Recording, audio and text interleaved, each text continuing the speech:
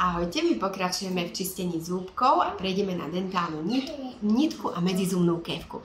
Tak poď, Šarlotka si to chcela aj vyčistiť sama, lebo ona má tu taký moment. No, ukáž. Také špáradielko gumené má a ona si tak medzizubné priestory čistí však. No a teraz môžem aj ja, maminka, vyskúšať. Máme tu aj takú kefku, takú peknú, takú rúžovú, ako máš ty svetrík. Ukážeme každému. Jej. Dobre, takže otvoríš pusinku. Aj ty máš kefku, áno. Otvoríš pusinku. Tak. A medzizubné priestory takisto vyčistíme medzizubnou kefkou. Takýmto spôsobom. Tak. Výborne. Nevidia tvoju kefku, tak počkaj. Takto, keď ju ukážeš, to je tvoje špáradielko. Super, a ešte dentálna nitka. Takže ukážeme. Otvor pusinku a pilovitým pohybom dovnútra do medzizubného priestoru vyčistí sa z jednej z druhej strany a takýmto spôsobom viete vyčistiť.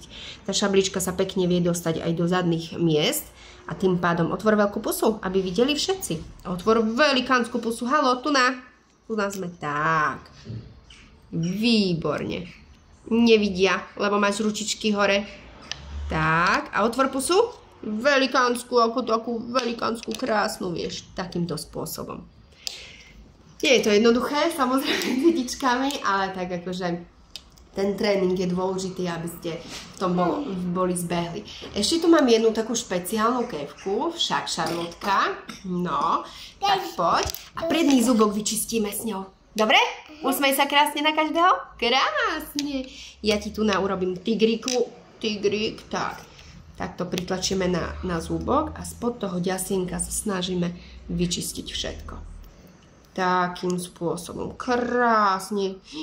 Pozri sa, tu chrobáčiky bežia. Bežia tam chrobáčiky. A ešte vzadu. Videla som aj vzadu.